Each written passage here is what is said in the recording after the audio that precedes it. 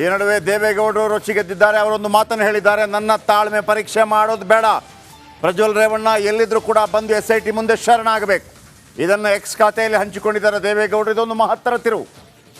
JDS ವಲಯದಲ್ಲಿ ಮತ್ತು ದೇವೇಗೌಡರು, JDS ಅಗ್ರೇಸರ ದೇವೇಗೌಡರು ತಮ್ಮ ಎಕ್ಸ್ ಖಾತೆಯಲ್ಲಿ ಬರ್ಕೊಂಡಿದ್ದಾರೆ, ಎಲ್ಲಿದ್ದರೂ ಕೂಡಲೇ ಬರಬೇಕು, ನನ್ನ ತಾಳ್ಮೆ ಪರೀಕ್ಷೆ ಮಾಡೋದು ಬೇಡ, SIT ತನಿಖೆಗೆ ಸಹಕರಿಸಬೇಕು. ಈಗ ನೇರವಾಗಿ ದೇವೇಗೌಡರು ಅಖಾಡಕ್ಕಿಳಿದಂಗೆ ಕಾಣ್ತಾ ಇದೆ. ಪ್ರಜ್ವಲ್ ರೇವಣ್ಣಗೆ ದೇವೇಗೌಡರ ವಾರ್ನಿಂಗ್. ಯಾಕಂದರೆ ಈ ಕೇಸ್ ಬೇರೆ ಬೇರೆ ರೀತಿಯಲ್ಲಿ ಸಾಗ್ತಾ ಇದೆ. ಎಲ್ಲಿ ತನಕ ಆತ SIT ಮುಂದೆ ಹಾಜರಾಗೋದಿಲ್ಲೋ ಅಲ್ಲಿ ತನಕ ದೇವೇಗೌಡರ ಕುಟುಂಬ ಮತ್ತು ಸ್ವತಃ ದೇವೇಗೌಡರು ಕೆಲವು ಅವಹೇಳನಗಳನ್ನು ಬೇಕೋ ಬೇಡೋ ಅವರು ಸಹಿಸ್ಕೊಳ್ಳೇಬೇಕಾಗತ್ತೆ. ಯಾಕಂದರೆ ಸರ್ಕಾರ ಅದರಲ್ಲಿ ಇನ್ವಾಲ್ವ್ ಆಗಿದೆ, ರಾಷ್ಟ್ರೀಯ ಮಟ್ಟದಲ್ಲಿ ಅದು ಸುದ್ದಿ ಆಗ್ತಾ ಇದೆ. ಪ್ರಧಾನಮಂತ್ರಿಗಳು ಇದರ ಬಗ್ಗೆ ಮಾತನಾಡಿದ್ದಾರೆ, ಕೇಂದ್ರ ಗೃಹ ಸಚಿವರು ಮಾತನಾಡಿದ್ದಾರೆ. ನನ್ನ ತಾಳ್ಮೆ ಪರೀಕ್ಷೆ ಮಾಡೋದು ಬೇಡ, ಇದು ಈ ಕ್ಷಣದ ಅತಿ ದೊಡ್ಡ ಸುದ್ದಿ. ದೇವೇಗೌಡರು ಅಖಾಡಕ್ಕಿಳಿದಿದ್ದಾರೆ.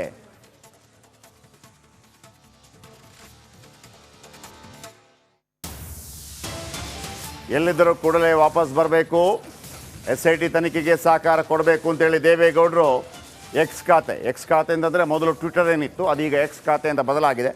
ಬನ್ನಿ, ಇದರ ಬಗ್ಗೆ ಇನ್ನಷ್ಟು ಹೆಚ್ಚಿನ ಮಾಹಿತಿಯನ್ನು ಕೊಡ್ತಾರೆ ಸ್ಮಿತಾ ರಂಗನಾಥ್. ಇದರ ಬಗ್ಗೆ ಇನ್ನಷ್ಟು ಹೆಚ್ಚಿನ ಮಾಹಿತಿಯನ್ನು ಕೊಡ್ತಾರೆ. ನನ್ನ ಹತ್ರ ದೇವೇಗೌಡರು ಬರೆದಿರುವ ಪತ್ರ, ಪ್ರಜ್ವಲ್ ರೇವಣ್ಣ ಅವರಿಗೆ ದೇವೇಗೌಡರು ಬರೆದಿರುವ ಪತ್ರ, ಅಂದ್ರೆ ಅವರು ಟ್ವಿಟರ್ ಖಾತೆಯಲ್ಲಿ ಹಂಚಿಕೊಂಡಿರೋದಿದೆ. ಬಹಳಷ್ಟು ಬರೆದುಕೊಂಡಿದ್ದಾರೆ ಇದರಲ್ಲಿ. ಪ್ರಜ್ವಲ್ ರೇವಣ್ಣ ಎಲ್ಲಿದ್ದಾರೆ ಅನ್ನೋದು ನನಗೆ ಗೊತ್ತಿಲ್ಲ, ನಿಜವಾಗ್ಲೂ ಕೂಡ ಹೇಳ್ತಿದ್ದೇನೆ, ಇಷ್ಟೆಲ್ಲ ಪ್ರಜ್ವಲ್ ರೇವಣ್ಣ ಮಾಡಿದ್ದಾರೆ ಅನ್ನೋದು ನನಗೆ ಈವರೆಗೂ ಗೊತ್ತಿರಲಿಲ್ಲ. ಇದನ್ನ ನಾನು ಹೇಳೋಕೆ ಹೋದ್ರೆ ಯಾರು ನಂಬೋದಿಲ್ಲ, ಆದ್ರೆ ಇದು ಸತ್ಯ. ತಪ್ಪು ಮಾಡಿದ್ದಾನೆ ಅನ್ನೋ ಆರೋಪ ಇದೆ. ಆರೋಪ ಆದ ಮೇಲೆ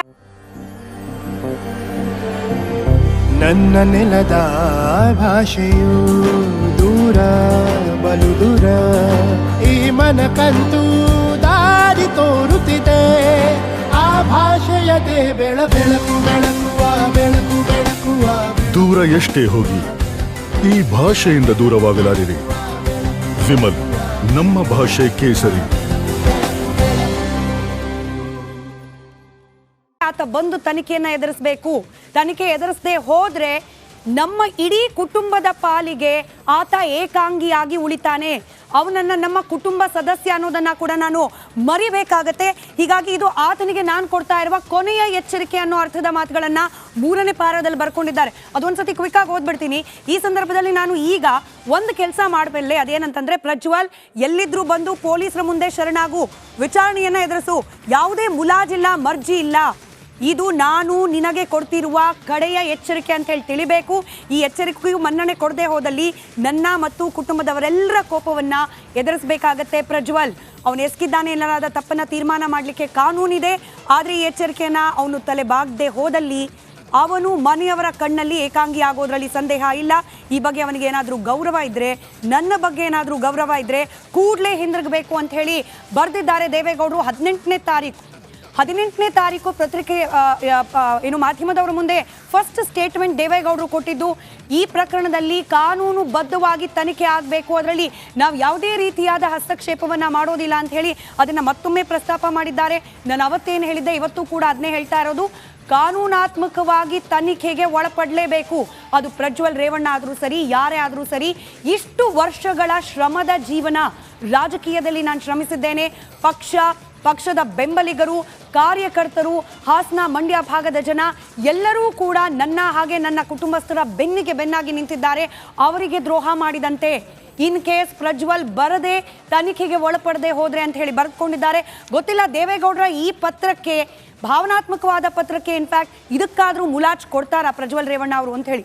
90ಕ್ಕೂ ಅಧಿಕ ವಯಸ್ಸಿನ ಹಿರಿಯ ಜೀವಿ, ತಪ್ಪು ಮಾಡಿರೋದು ಗೊತ್ತಿತ್ತೋ ಗೊತ್ತಿರ್ಲಿಲ್ವೋ ಮತ್ತೊಂದು. ಆದರೆ ಈಗ ರಾಜಕೀಯ ಕೆಸರರ ಚಾಟದಲ್ಲಿ ನನ್ನ ಹಾಗೆ ನನ್ನ ಕುಟುಂಬದ ಹೆಸರನ್ನ ತರಲಾಗ್ತಿದೆ, ಅದು ನನ್ನ ಮನಸ್ಸಿಗೆ ಬಹಳ ನೋವಾಗ್ತಿದೆ ಅಂತ ಹೇಳಿ ಇದೇ ಪತ್ರದಲ್ಲಿ ಬರೆದಿದ್ದಾರೆ ದೇವೇಗೌಡರು.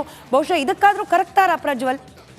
ನೋಡೋಣ, ಕಾದ್ ನೋಡೋಣ. ಅವರು ಬರುವ ನಿರೀಕ್ಷೆ ಇದೆ, ತನಿಖೆಗೆ ಒಳಪಡಬೇಕು ಅನ್ನೋ ನಿರೀಕ್ಷೆ. ಅಟ್ಲೀಸ್ಟ್ ದೇವೇಗೌಡರು ಪ್ರಜ್ವಲ್ ರೇವಣ್ಣ ಅವರ ಬಗ್ಗೆ, ಅವರ ಭವಿಷ್ಯದ ಬಗ್ಗೆ, ರಾಜಕೀಯ ಜೀವನದ ಬಗ್ಗೆ ಎಷ್ಟೆಲ್ಲ ಕನಸನ್ನ ಕಂಡಿದ್ದು.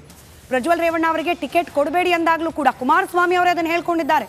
ದೇವೇಗೌಡರೇನೆ ಸಪೋರ್ಟ್ ಆಗ ನಿಂತು ಪ್ರಜ್ವಲ್ ಅವರಿಗೆ ಟಿಕೆಟ್ ಕೊಡಿ, ಗೆಲ್ಲಿಸ್ಕೊಂಡು ಬರ್ತೀನಿ ಅಂತ ಹೇಳಿದ್ರು ಅಂತ ಹೇಳಿ ಖುದ್ದು ಕುಮಾರಸ್ವಾಮಿ ಅವರು ಹೇಳ್ಕೊಂಡಿದ್ದಾರೆ. ಇಷ್ಟು ನಿರೀಕ್ಷೆ, ಇಷ್ಟೊಂದು ಆಸೆ ಆಕಾಂಕ್ಷೆ ಕನಸುಗಳನ್ನು ಇಟ್ಕೊಂಡಿದ್ದ ತಾತ ಭಾವನಾತ್ಮಕವಾಗಿ ಪತ್ರ ಬರೆದಿದ್ದಾರೆ. ಪ್ರಜ್ವಲ್ ರೇವಣ್ಣ ಅವರು ಇನ್ ಕೇಸ್ ಏನಾದರೂ ಕೇಳಿಸ್ಕೊಳ್ತಾ ಇದ್ರೆ ಈ ಭಾವನೆಗಳಿಗಾದರೂ ಬೆಲೆ ಇದ್ದರೆ ವಾಪಸ್ ಬಂದು ತನಿಖೆಗೆ ಒಳಪಡಬೇಕು ಅನ್ನೋದು ಕೇವಲ ಈ ರಾಜ್ಯದ ಜನರ ಕೋರಿಕೆ ಮಾತ್ರವಲ್ಲ, ಖುದ್ದು ದೇವೇಗೌಡರ ಕೋರಿಕೆ. JDSನ ಲೆಟರ್ ಹೆಡ್ನಲ್ಲಿ, ಅಫಿಷಿಯಲ್ ಲೆಟರ್ ಹೆಡ್ನಲ್ಲಿ ಪತ್ರವನ್ನು ಬರೆದು ಸಹಿ ಮಾಡಿ ತಮ್ಮ ಅಧಿಕೃತ ಎಕ್ಸ್ ಖಾತೆಯಲ್ಲಿ ಹಾಕೊಂಡಿದ್ದಾರೆ ದೇವೇಗೌಡರು. ತಕ್ಷಣಕ್ಕೆ ಎಲ್ಲಿದ್ರೂ ಕೂಡ ಬಂದು ತನಿಖೆಗೆ ಹಾಜರಾಗಬೇಕು ಅನ್ನೋದು ದೇವೇಗೌಡರ